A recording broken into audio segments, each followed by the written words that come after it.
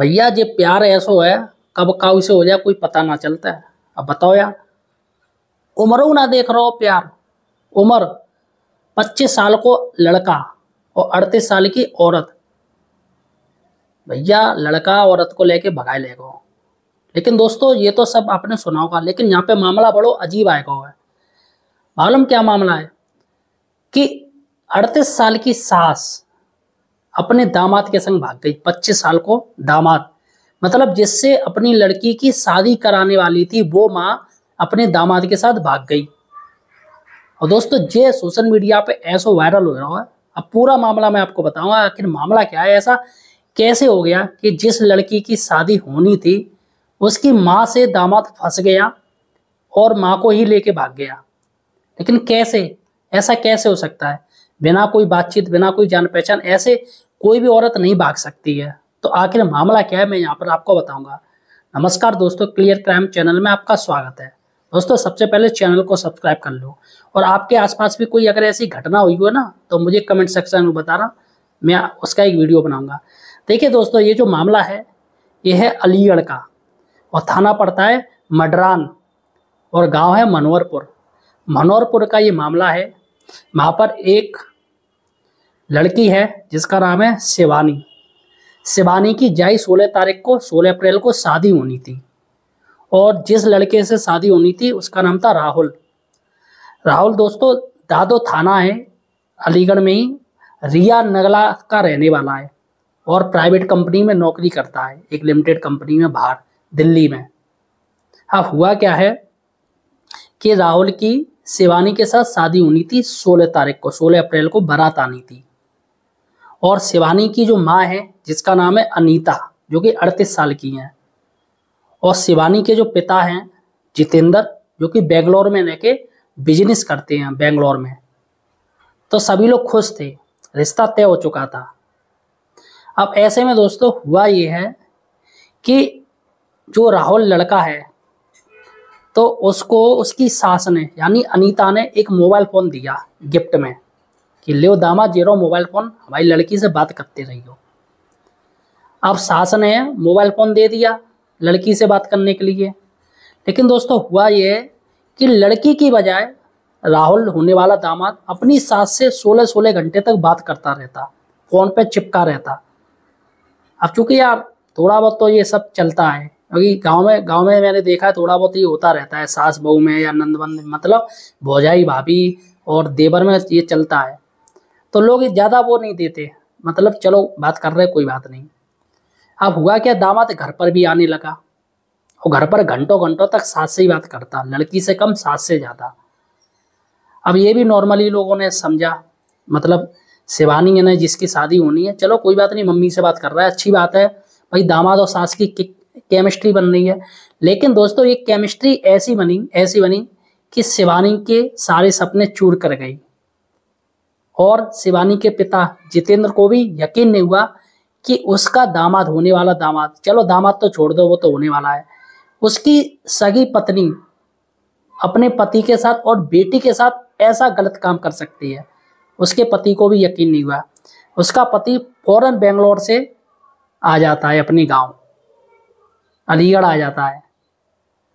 अब दोस्तों ये तो हुआ, चलो वो इसकी शिवानी की माँ भाग गई उसके होने वाले पति के साथ, लेकिन साथ में दोस्तों 5 लाख रुपए ले गई, और 3.5 लाख रुपए के जेवरात बने हुए थे वो भी ले गई।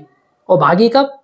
6 तारीख को, 6 अप्रैल को वह कह के गई कि वह मार्केट जा रही है शॉपिंग करने, सामान तो भैया जाने दिया। और जैसे ही वो भागी है वैसे ही राहुल भी अपने परिवार से बोल के ये चला गया कि वह कपड़े लेने जा रहा है, और फिर दोनों के मोबाइल बंद हो जाते हैं।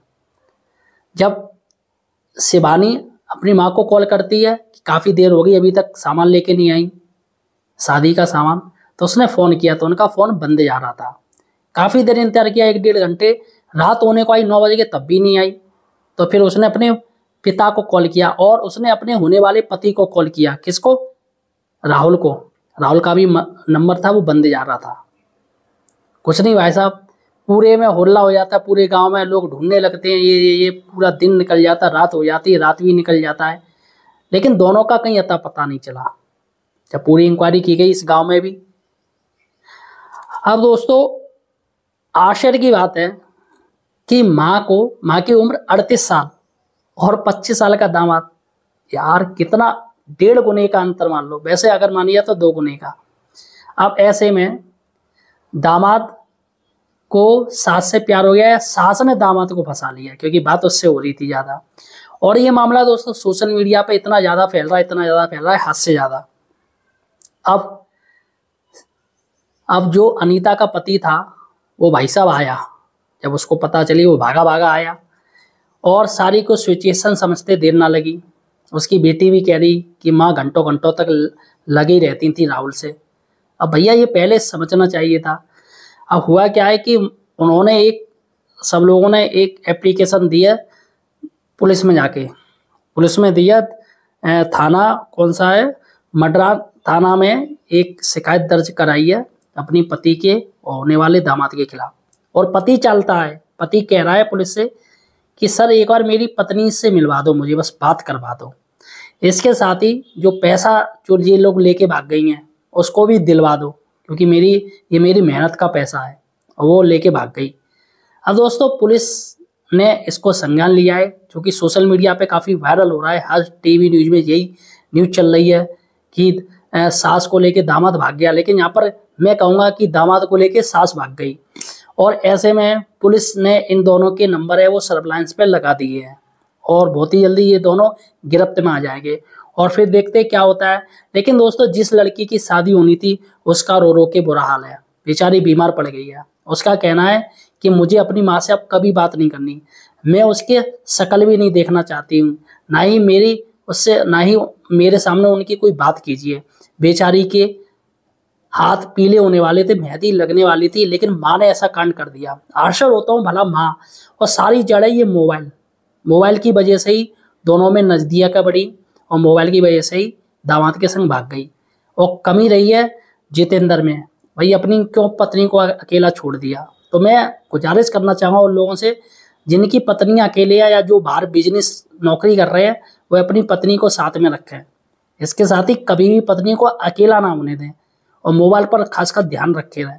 तो मेरा मकसद यही था आपको ये सच्ची कहानी बताने की कि आजकल जो क्राइम हो रहा है उस पर ध्यान दीजिएगा और अपनी पत्नी के खासकर मोबाइल को देखते रहिएगा चुपचाप, जिससे कि ऐसा जैसे ये जो कांड हो गया है अनीता और राहुल का, ऐसा आपके साथ ये कांड ना हो जाए।